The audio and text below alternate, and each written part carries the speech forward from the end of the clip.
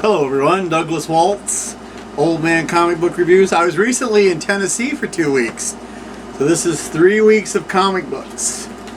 Sort of like that one we did was a 80-page giant. This is more like the 100-page giant, for those of you who remember those. We're going to go in no real particular order. I think I've only got one that overlaps, so we'll be fine. And we're going to start right off with DC's Aquaman number 6. With the fancy cover for some reason. Let me find the thing. It's always at the end with DC. Writers are Brandon Thomas and Chuck Brown. Artist is Max Raynor. And so we've got Surface World versus Atlantis. Again, there's something about the Justice League dying going on, but we don't buy Justice League, so no idea there. And then there's the Black Manta Redemption. It's a good book. Lots and lots of Atlantean adventures, so good stuff. Speaking of good stuff, here we go. Second issue, 2 of 5 of the Sins of the Black Flamingo. Writer Andrew Wheeler, artist Travis Moore. So our Black Flamingo last issue, as you may remember, found an angel. Angels apparently don't wear clothes. He tries to hide him in a gay club. So a gay dance club apparently, and then he's gonna go fight them in the zoo, and we find out he has more powers than we knew about before. Plus there are flamingos. So this is a really good book. I don't know how they're gonna bring us back from the ending of part 2. He's got 3 more issues to go, so we'll see how that goes. Sonic the Hedgehog 51, much like its predecessor, issue 50. This is another one that's just a big fight scene. Stories by Ian Flynn, art Adam Bryce Thomas and Mario Fonseca. And they are in Eggman's lair. And it's seriously Belle and Tails and Sonic. And they are doing what they do best. Running and fighting and beating up stuff. So it's a good book. It makes you go fast. So there you go. Task Force Z number 10. It says it's number 10 of 12. I kind of hope not, but... So we have Matthew Rosenberg is the script, Eddie Barrows is pencils, Eber Ferreira is the inks, and we're trying to bring back Bane using the Lazarus stuff, and Bane looks awful. And we get a lot of Dr. Bloom, or no, I'm sorry, Mr. Bloom, who is a tall, gangly man with a flower for a face. It's like a mask, I hope. And he had a line that I liked. Flattery never stopped a beheading. He has the best dialogue in this book. The artwork is neat. It kind of reminds me of Bernie Wrightson a little bit, which is good since it's a horror book. I got a couple good zombie fight scenes. Amanda Waller comes in and, does what Amanda Waller does. She calls Mr. Bloom a effed up cartoon skeleton looking piece of trash. So yeah, good stuff. If it ends in 2 issues, I guess I'd like to see how they wrap it up. They got some guy named Gotham who I know nothing about. I vaguely know about Gotham. Alright, here we go. This will be a minute. This is the number 900 issue of The Amazing Spider-Man. Look at the size of this thing. I'd say this was our 100-page giant because it's Amazing Spider-Man and the Sinister Six. So let me see if they've been nice to me and just have a lovely thing up front. Of course not. Why would they do that for me? How terrible are these people? Alright, so we have Zeb Wells as the writer. Ed McGuinness is the penciler. Mark Morales, Ed McGuinness, Wade Bond, Grawbadger, and Cliff Rathburn are the inkers. So the big story in the middle is the Sinister Six helping Spider-Man fight a living brain that was last seen in the very first issue 8 of The Amazing Spider-Man. From way back in the day, they went deep, and we get all the Sinister Six, and they get to have a little patter and stuff like that, and Black Cat gives him a smooch. This much of the book is just one story. So it's really, really, really well done. And I don't know that they're going to give me any credits on... Nope, I guess all the credits are at the beginning. So Spidey has to go take his library books back, and because it was free fine day, waiving of fines. Unfortunately, they're all damaged, and he has a story for each one of the books. And she says, well, you can work it off if you go to the kids' room and pretend to be Spider-Man. Not in his costume, in a pair of sweatpants and a costume they gave me. And then apparently Mysterio released an album. That was cute. There's a one-page thing. Oh, this is Dan Slott and Marcos Martin with Monza Vincente about back in the day when he was supposed to have a date. And it did not go well. This is a really good number 900 of anything. There are a lot of 900s, and this was a good one. So, I mean, $10 comic book, but you get what you get. Right, from there we go to I Hate This Place! This is issue 3. We have Kyle Starks is the writer, Artyom Topolin is the creator artist. Kyle is also a creator. And the ladies in their haunted place have decided to call a professional ghostbuster Dante Howitzer. He is a giant man with a giant beard who doesn't take no crap from no ghosts. But this isn't like normal. And it gives a lot of background of things that he sees during the night when he stayed up all night. And there are lots of these weird, creepy bug-looking things that they have to fight. And it's a good horror book. And the Horn Man shows up, so spoilers. Then they always do a little thing at the back where it's them before they go to the ranch. And just them having little adventures. This one is horror films, and why don't they all just have guns? So, good comic book. I recommend it. Up next, number 2, Beware the Eye of Odin. Gotta go faster, my camera person is yawning. Doug Wagner is the writer, Tim Odland is the artist. They're trying to take care of the Eye of Odin, and apparently one of the things they have is a cursed object, which is kind of not good. I'm trying to find this really great, there we go, when the Earthen Smiths, Stone Dwarves show up. Look at this. That's a middle piece right there. It's pretty good. So a lot of medieval fantasy stuff, a lot of Norse mythology and the like, and it's a really good book. I don't know how long they're gonna do it, but yeah, it says we get an issue 3, so there you go.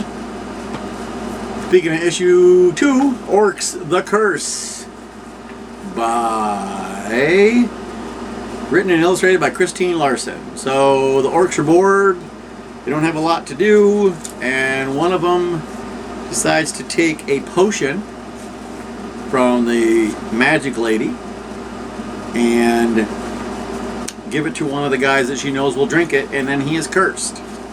He is cursed that he farts a lot, and women find it attractive, and men find it repulsive, and the women can't get their hands off him. Small note, this particular orc is gay, so this is not good for him, and it is a curse. It's a fun book. I'm glad they brought it back with a new storyline, and we'll see what we get from here. Alright, here's some nonsense. Cradle of Filth, the band. Issue 1. $6.66. I am not surprised. So for this one, we have nobody. The Succubus, written by Holly Interlande, art by Minton 3. And there's a lot of it's white letters on black, and there's a lot of red because we're in hell a lot of the time. And one of the demons, see, red. They used all their red crayons for this comic book. And the one demon is tired of giving Satan her souls that she gets, because apparently he eats them like they are the crack cocaine. And he wants more and more, and she's like, no, I'm keeping it for myself. And then there is a second story, Nemesis, written by Kenny Porter, art by Peter Kowalski. It's very grungy. It's so busy, but it's cool. It's a guy takes over a castle and doesn't realize that some things will come back from the grave and they will mess you up. So this is fun. There's another issue coming out. I don't know how many times they're going to do it, I kind of hope they don't charge me $6.66 every time. And then the fun one is Cradle of Filth, the Marvel knockoff cover, where they're like a superhero band, like Kiss. We're still in the land of independence with Twig, issue 4. This is so sweet. Written by Scotty Young, drawn by Kyle Strom. When we last left Twig, he needed a heart from this big pink horned thing. And then he couldn't do it. So now they're friends. And they have to go out on adventures and worry about other things that want to eat them like this. This is a really great whole cloth fantasy book. You don't know what to expect because it's new. So it's doing really good. I like it. I have no idea how long it's going to last with Scotty.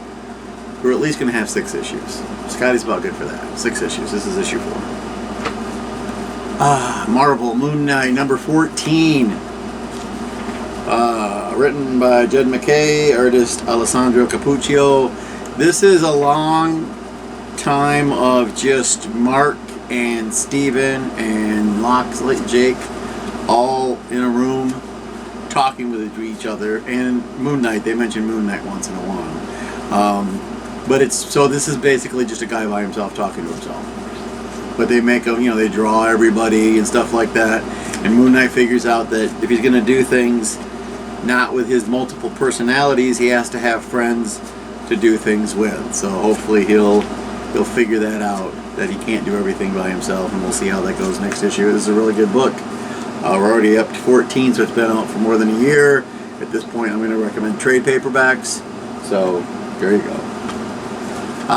Jungle Comics number 7 with Zan, the Jungle Lord. Yes, I am aware that he looks like Khazar. I'm not going to say Khazar. I don't like that at all.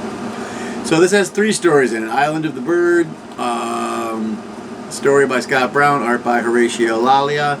Hidden Island, written by Paul Beal, artist is Jenny Godden, and then Zan of the Jungle is by Giuseppe Pedro and Robert Renzi. The first one is a guy during the war.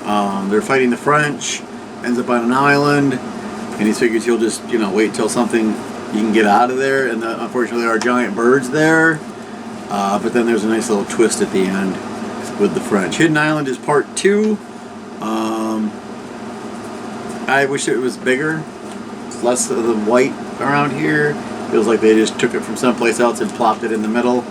Other than that, it's an interesting idea, And then Zan of the Jungle, which is a weird art look to it. It looks so 70s. It's got that sketchy 70s art, and they're off into the jungle for adventures. Unfortunately, there are things waiting for them in the jungle, and we never got to meet those things because it's the first issue that Zan's going to show up in. So Jungle Comics, it's from Antarctic Press. Comes out once in a blue moon. You get a lot of kitschy pop-up art. It feels a lot like a 40s pulp novel most of the time, which is good. Alright, we're going to we'll do Ghost Rider number 5 first. Ghost Rider number 5! It is written by Benjamin Percy. Artist is Corey Smith. So they've been out on the road fighting monsters. But now something new is going on out in the middle of Nowheresville, where everyone is on a motorcycle race. And so this is...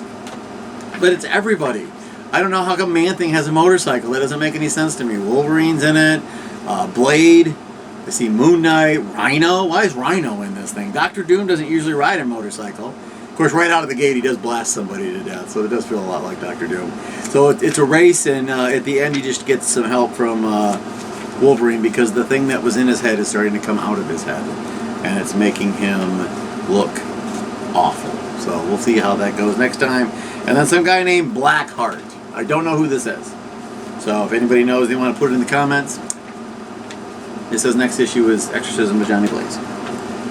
We'll do this one now. Why not? Godzilla Rivals is always a one-shot. And it's always big. And this time it's Batra. Batra is like evil jerk. Well, he's not evil. Batra is like Mothra, but his idea of saving the planet is by killing all of us. Written by Rosie Knight, artist is Oliver Ono, and I want to give huge props to Oliver because the whole time I'm reading it, I'm going to find a couple of good spots here to show you. I felt like I was reading a Miyazaki manga. It felt very, very Miyazaki. Even when you got big old Godzilla, Mothra does show up because, you know, when isn't she going to... You get huge things like this, but the art style and people's faces and thing reminds me of a lot of Hayao Miyazaki. So it was a good book. Batra, Godzilla, and Mothra. I'm super excited because next issue it says it's Gigan. I hope it's my Gigan, the fat one, not the the spacey one. So, brand new book, number 1, The Dead Lucky.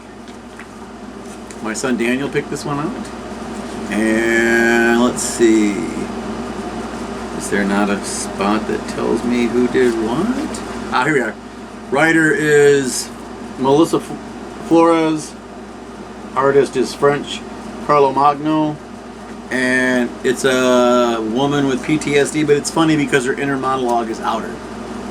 So when she's talking to herself and walking along, anyone can hear her say her inner monologue, and she does not censor that. It's in the future where robots watch over different neighborhoods, and this one neighborhood's about to be thrown away, and there's a bad guys named the Salvation Gang.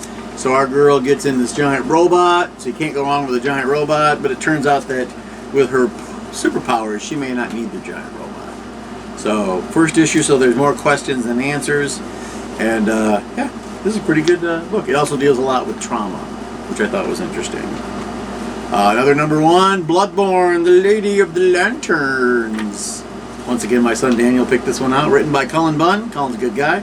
Artwork by Peter Kowalski. We saw him earlier. Or heard about him, anyways. Bloodborne's a video game. And it's in the city of Yarna, which is got a plague. And these kids, they're waiting for their father to show up. And they wait for days and days and days. And he never shows up. And a man shows up with a giant wolf monster at his door.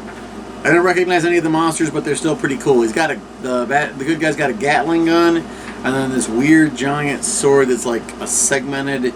It looks like a bug skeleton thing. It's pretty cool. I felt sad about the ending, but you know, it's Bloodborne. Apparently, according to my son Daniel, just get used to that. All right, Wonder Woman number 790. My favorite issue of this so far. Oh, where is it? Hold on, we gotta go back. Gotta go in the back. Oh, here we go. So, after what is, I do believe if I've numbered it correctly, 12 billion issues of Wonder Woman, we are finally rid of Dr. Psycho. Here we go. Michael W. Conrad and Becky Cloonan wrote it. Emmanuel Lupacino wrote, hold on. Emmanuel Lupacino, Jose Luis, and Eduardo Fonseca did the pencils. Wade Von Graubager and Julio Ferreira did the inks. This makes me think they wanted to get it out on time, and they had a all hands on deck situation. So yeah, we are finally rid of Dr. Psycho. That's all you really need to know. He's been in so many of these issues, and he had the weird thing about the tainted milk and stuff like that. I do like at the end where we get Wonder Woman wearing this instead of her costume that she's just been stuck in since she came back from the dead. So there you go. All right. Number 8 is Sheena, Queen of the Jungle, from Dynamite. Written by Stephen E. D'Souza, art by Jethro Morales, pages 1 through 3, and then Idiano Silva finishes the book. Last we left her, there was a giant mass amount of dinosaurs headed right for a primitive village, and she got to figure a way around it. The guys were left back with the plane trying to fix it. They found a guy in the forest who we thought might be a good guy. No such luck. So I am a little worried about the parrot. Somebody threw a wrench at him. So I think his name's Bob. Yes, his name is Bob. No, his name's not Bob. Pete. His name is Pete. He was going to see Bob when they got the wrench thrown at him. And in case you, we got a pretty nice picture of Sheena in her queen thing, because the villagers apparently are related. And just to make sure that everything comes together like a good old-fashioned Sheena comic book, we get Nazis. So there you go. It's a great book. All right. Jurassic League 4 of 6. Looks like they finally fixed the art. So I was pretty happy about that. Written by Juan Gideon and Daniel Warren Johnson of Murder Falcon fame. Art by Juan Gideon and John Michael. We finally are going to find out what's in this big egg and why is it eating all the bad guy dinosaurs. It eats so many of them. Green Lantern is the Green Torch. He looks like a duck. I'm not really sure what that's about. Batasaurus or whatever is probably still my favorite of the group. They don't really let the Flash dinosaur do a whole lot. So this is just so much fun. You get giant dinosaurs. Aquaman dinosaur, Superman dinosaur, Green Lantern dinosaur, Darkseid shows up and he looks like that. So yeah, this is a fun book. I'm glad that they did this. We only get 2 more issues to wrap it up though. So we'll see how that goes. If you haven't read it, probably wait for the trade at this point. Batgirl's number 9! My biggest complaint the last couple issues was the artwork. They fixed it. They got that back for us. I'm trying to just seriously find... It's funny how DC likes to take the credits and put them just anywhere they feel like it. Here we are. Becky Cloonan, Michael W. Conrad wrote it. Neil Googe, G-O-O-G-E, Goji, did the art. Neil, buddy, if I did that wrong, just let us know. I really doubt that. Neil Googe is going to do that. So, meanwhile, the Batgirls. Yes, they just having like little adventures. They fight KG Beast for like a hot minute, and there's a neighborhood guy they thought was a serial killer, but he's dead, so that's going to be kind of hard for that to be a thing. And I'm sure in the last panel that we're going to get Killer Moth back, which, whatever. Killer Moth is fine. So I like this. I like that there's the writer does a monologue with us, and they put it in purple with white letters. The Batgirls are having fun. It's called Batgirl Summer, so it's sort of a laid-back issue, but still a good issue. I like this artwork a lot more. Sure, we all want the artwork to match the gorgeous artwork of the cover, whose name escapes me, but did a couple of different books that I'm fond of. Let's see. No. Oh, George Corona. So, good book. We're getting there, folks. A few left. Captain America, Sentinel of Liberty, number 3, Fear the Redacted. That's right. Writers are Jackson Lansing, and I say it because there's a Z. Lansing and Colin Kelly. Artist is Carmen Carnero. And we have Bucky and Peggy having a face-off, while Steve, Captain America Rogers, is off fighting a giant robot that is designed to supposedly take out Captain America, but he wins anyway because he's Captain America. And then he finds a thing that his shield fits into, and it tells him more about his shield. The thing that I'm not really fond of here is you have to read the page like that. That's almost as bad as sideways pages. Stop doing that. It's great to have Captain America back. Doing stuff like fighting the bad guys, riding his shield on lava because it's his shield. Now we found out there's more to his shield, which is kind of interesting. So this is doing pretty good. Also, I'm pretty sure Peggy Carter just whooped Bucky's butt. We have a one-shot here, Ghost Rider, Vengeance Forever. It's an anthology book. We have Benjamin Percy writing it, so he writes the main one. Juan Jose Rip, R-Y-P, and it's cool. It's pretty good artwork. Johnny goes to see a tattoo artist who gets the tattoos from in you. It's things that will let you know about what's in you. There's a guy going to get hung.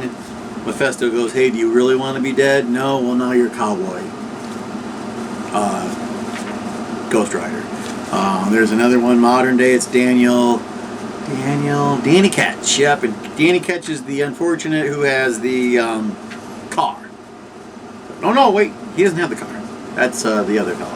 But so there's Danny Ketch, Ghost Rider, and then we get some more tattoos, and then we have Spirits of Vengeance, Ghost Rider, where he has to fight these weird-looking guys, and then finally at the end, we get the car. There you go. We get to go to the year 2099, because everybody knows there was a Ghost Rider 2099, and so now Johnny's covered in ink. I don't know where it's going to go from there.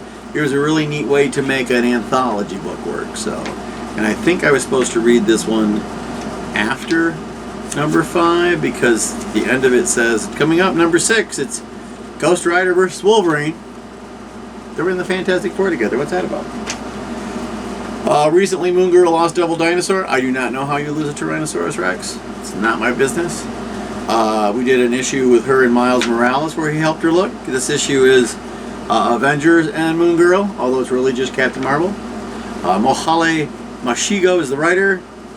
We have a lot of artists. Dio Neves is pages 1 through 20. Salva Espin is 21 through 25. And Bruno Oliveira is 26 through 30. And so Captain Marvel's there to help her find Devil Dinosaur.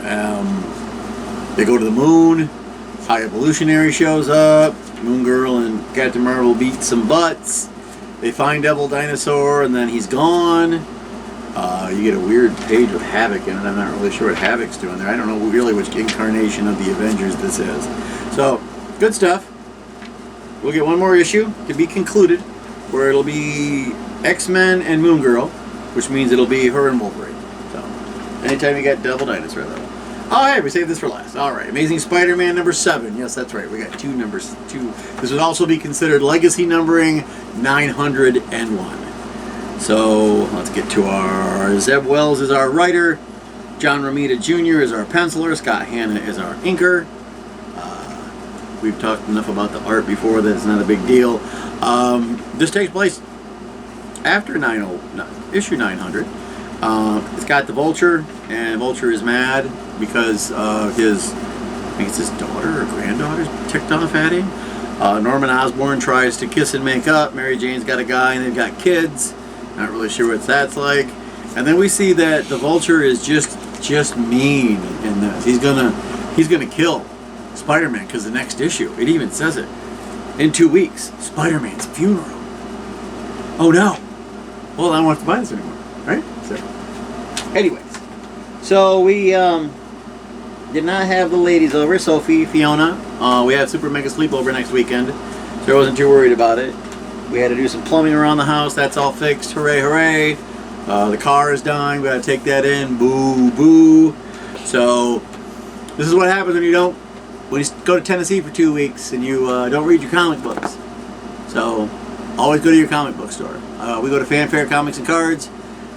Pay them $5 a year, and they'll give you a 20% discount off the cover of any new book, including any new manga, any new graphic novels, anything that's released first week is always 20% off. So until next time, go read a comic.